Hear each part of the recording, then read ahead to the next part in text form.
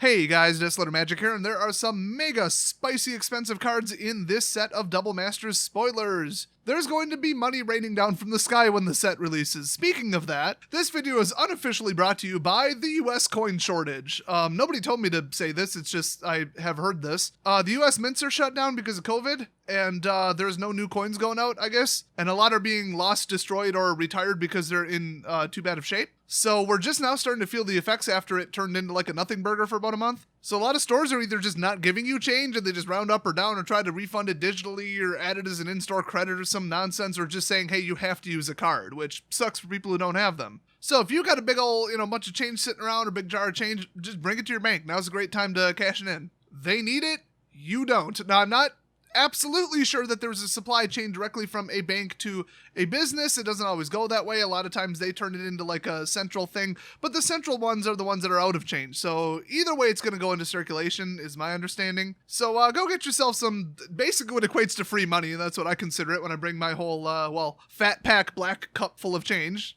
I mean, come on, that's what we all use, right? It's usually like 30, 40 bucks too. But yeah, if enough people do it, spread the word, hey, problem solved. So anyway, let's jump into the spoilers. First, we've got Ryze the Redeemed, which is the second coolest Ryze after Phantasy Star 3 Generations of Doom for the Sega Genesis. And by cool, I mean this is some overpowered bullshit that they added to Arena. I hate this card, I hate elves, I hate elf tribal, I don't even like the set Shadowmoor because the elves are in it.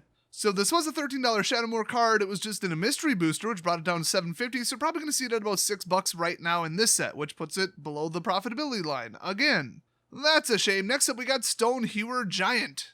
It was a $12 card. Now it's about a $6 card now that it's being reprinted. It has Vigilance as a 4/4, and if you pay 2 and tap it, search your library for an equipment card and put it onto the battlefield. Attach it to a creature you control, then shuffle your library. For 2 mana! You could just go get Godsend and free equip it. You could just go get like any of those super duper whoop-de-doo swords. I believe that's the official name of the sword cycle. The sword of blank, and there's like 5 or more or something. I mean, it depends if you count the sword of Dungeons and Dragons. Anyway, yeah, this thing is crazy powerful. If you're running like an equipment deck or even a partial equipment deck, or even if there's one piece of equipment in your deck, yeah, run this. In Commander, at least, I'm saying. Next up, we got Flicker Wisp. Oh boy.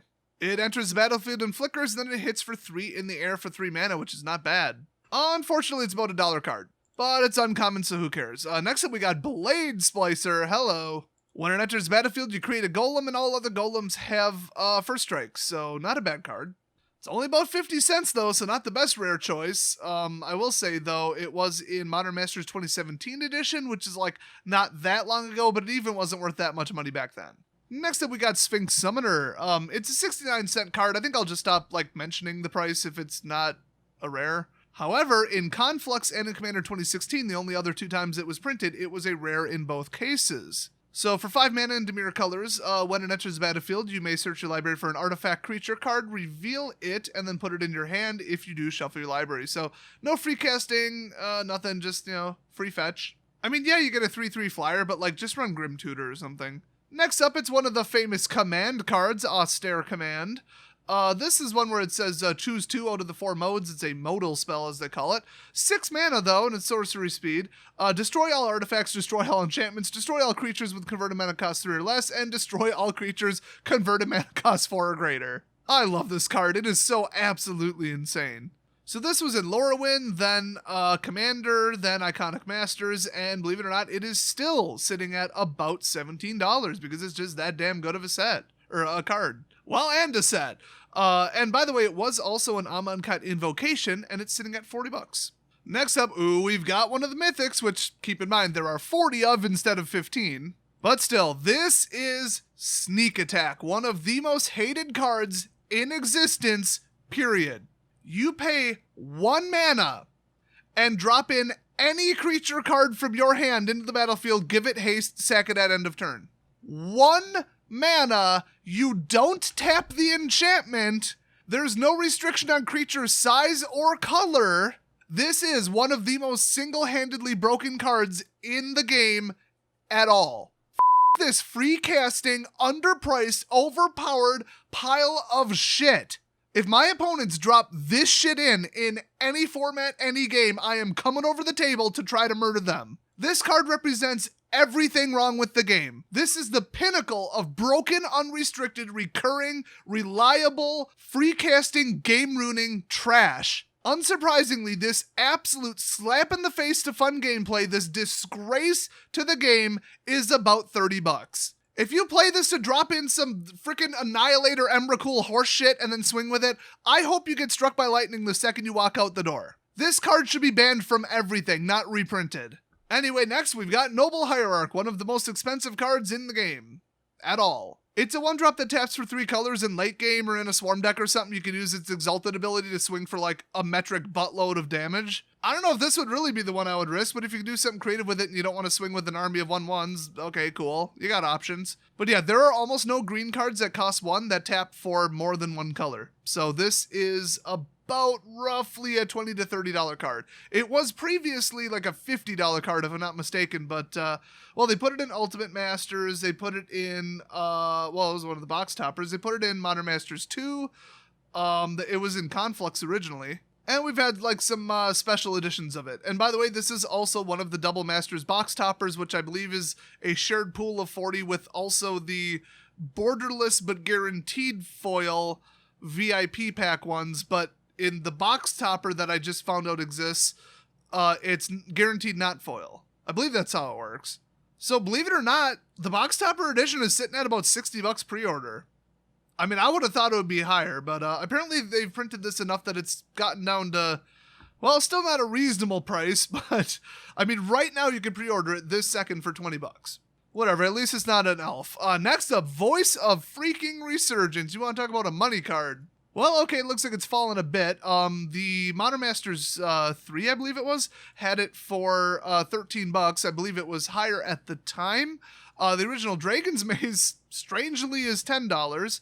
I also remember that being higher. Now that it's been reprinted, it's sitting at $6, unfortunately. Boy, my guess would have been like 15. So yeah, for 2 mana, you get a 2/2 elemental that says whenever an opponent casts a spell during your turn, or when Voice of Resurgence dies, create a green and white elemental creature token with this creature's power and toughness are equal to the number of creatures you control. Oh yes, this gets back at control decks. I love this card. Next up, oh, I love this one even more, Cyclonic Rift. Hell yeah, that's in my modern deck. It has really been a while in Standard since Wizards decided to do like an overload thing, and I'm hoping it comes back pretty soon. Because then it's like early game, okay, I'm going to do what it does, and then late game, it's not, oh, what a worthless, useless, stupid draw. I mean, what are you going to do, strap cycling to it? It's like you pay more, you get more. You got options. It's good early game, mid game, you have a decision to make, and then late game, it's even better. I mean, I love that. It reduces the whole drawing dead thing. But anyway, yeah, if you're not familiar, for 2 instant speed, you can return target non-land permanent you don't control to its owner's hand. So, I mean, basically just an overcosted unsummon, but you can hit anything with it, basically, except for land. But then Overload, 7. If you cast it for 7, you replace... you know what? I hate the way they phrase Overload. It hits everything. There you go. So this became a very expensive card. I think when I bought it, it was like $12 for my deck. But since it's so insanely good, it's about like $25 to $35 depending upon where you get it. And by the way, this is one of the Double Masters box toppers sitting at $80 pre-order. Fantastic choice of a reprint. Next up, Heat Shimmer. If you pay 3, it's a sorcery. Create a token that's a copy of target creature, except it has haste, and at the beginning of the end step, exile this permanent. That is how red does cloning. Notice it doesn't say creature you control, so you can have some fun with this. So this card was exclusively in Lorwyn. The price right now, at least from Lorwyn, is $5. With all these, it may have been higher. They might have dropped the price for Double Masters, and then also dropped the price for the old one too. But as far as I can see right now, it was $5 or is $5. Hard to tell. But unfortunately, Double Masters version is $1.99. This is, in my opinion, not a terrible investment either. I have a feeling that when somebody finds something to do with this, it might go way up. I mean, you might as well just play Quasi-Duplicate, but that's a different color. Hey, quick break in the video to remind you guys that I was on a podcast lately on the Intellectual Diversity channel. So naturally, we were talking about Wizards' hiring practices and them banning the allegedly problematic cards. We got some other opinions in on it, and I was kind of surprised by some of them. I'm like super amped about how it turned out, so you guys should check it out. Link in the description. Back to spoilers. Next up, it's Arkham Degson, or something like that. So that's a Cold Snap rare, and I do mean it literally. It was a rare in Cold Snap, but now it's a mythic. Strange, considering it's about $10, but it's a 2/2 for 4, Human Artificer, and you tap it, and target artifact creature's controller sacrifices it. That player must search their library for non-creature artifact card, put it onto the battlefield, then shuffle their library. So it's a forced sacrifice effect where you get to pick the target. That's why it's phrased so unusually, because almost nothing else does that. So you can target your own and upgrade the hell out of it. You guys know how much I love, what is it called? Birthing Pod abilities or whatever, or Evolutionary Leap, or I don't remember what the card is. Basically the sack and upgrade stuff, because it's very linear, very manufactured and, pre-set up. You're not just doing it to, let's see if I can go get something better. You're doing it to very specifically bring something else out. And this one has no limit on it, so pretty broken. Now that said, it has to be an artifact creature, and then you have to fetch a non-artifact, or non-creature artifact. But I could name a couple, let's put it that way. Next up we got Trash for Treasure, aka a rummage sale. That's what we in the industry call a callback. Anyway, yeah, it's an uncommon. It's a fairly needed reprint, though. It was like $1 or $2. As an additional cost to cast this spell, sacrifice an artifact and then return target artifact card from your graveyard to the battlefield. Not typically a red effect, but, interesting. Next up, we got Kragenwick Cremation. This is a questionable reprint because, well, we really didn't need it. It was about 35 cents. It was just in the mystery booster, and yeah, it was in Shadowmoor. Who cares? What is with the obsession with Shadowmoor? Like, the only thing that this has to do with Double Masters is it was in Shadowmoor. Is this the giant shaman set? No, it doesn't make sense. It doesn't have anything to do with the tribals that they're already targeting. They're just like, they have some obsession with Shadowmoor, I guess. I don't know. So it's a 5/4 for 4, and when it enters the battlefield, discard a card at random. If you discard a creature card this way, it deals damage equal to that card's power to target player or planeswalker. And then if it was anything else, well, I guess you're out of luck. Now I can see why this is 35 cents. In my opinion, that even seems high. Next up, we got Bosch Iron Golem. Well, it's another 35-cent rare, so we're really going downhill quick here, but it's a 6/7 for 8 with trample, and if you pay 3+1 red for 4 total, sacrifice an artifact, Bosch Iron Golem deals damage equal to the sacrificed artifact's converted mana cost to any target, including planeswalkers. That's always appreciated. It's a little bit better card, but not, the most useful castable thing in the world. Next up, we have Breya Ethereum Shaper. That's why she out there with all that electricity shooting out of her fingers, using it to mine Ethereum. Yeah, she's hot into crypto. Look up her lore. So anyway, this is another mythic. It was in Commander 2016, and that's it. I'm glad to finally see some of the front cards from Commander, or even just the unique cards from Commander sets being reprinted, because nobody has Commander 2016 just floating around anymore. The prices got out of control. I mean, that said, she was still only $17, so she's about 15 now. So, kind of a little bit low for a mythic, but whatever. Pays for the whole pack just about, I guess. And she's a 4-color, which is weird. At that point, just run the 5th damn color. But she is a 4/4 for 4 legendary artifact creature human.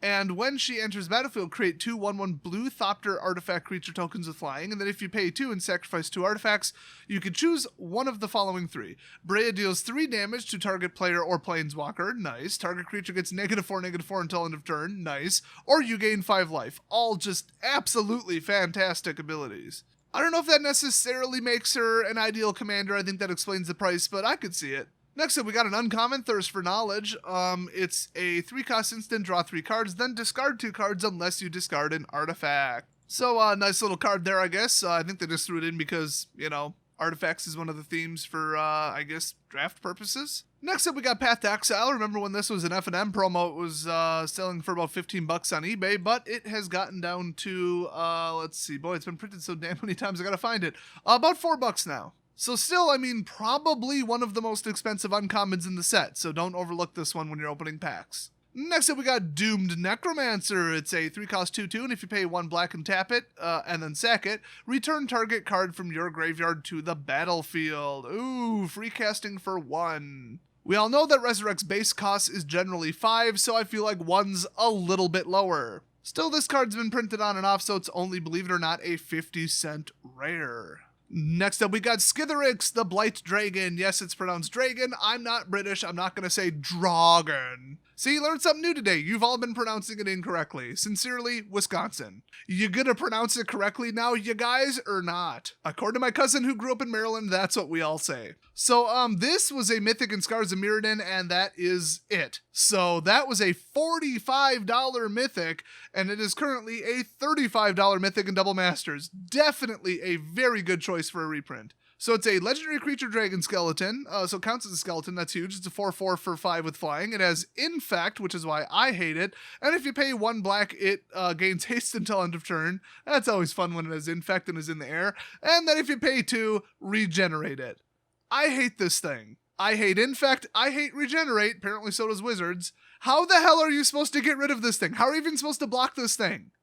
How do you even have enough time to react to this thing?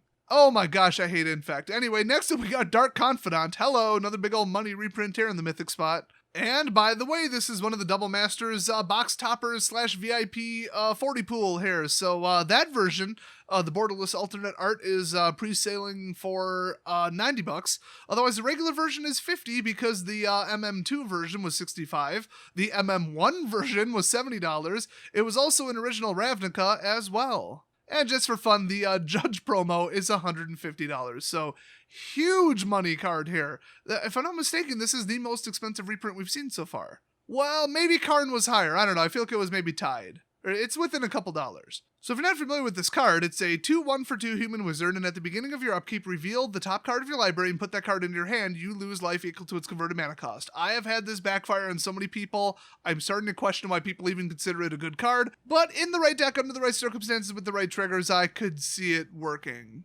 Next up, pretty famous card here, Vampire Hexmage. It's a 2/1 for double black. It has first strike, and if you sack it, remove all counters from target permanent.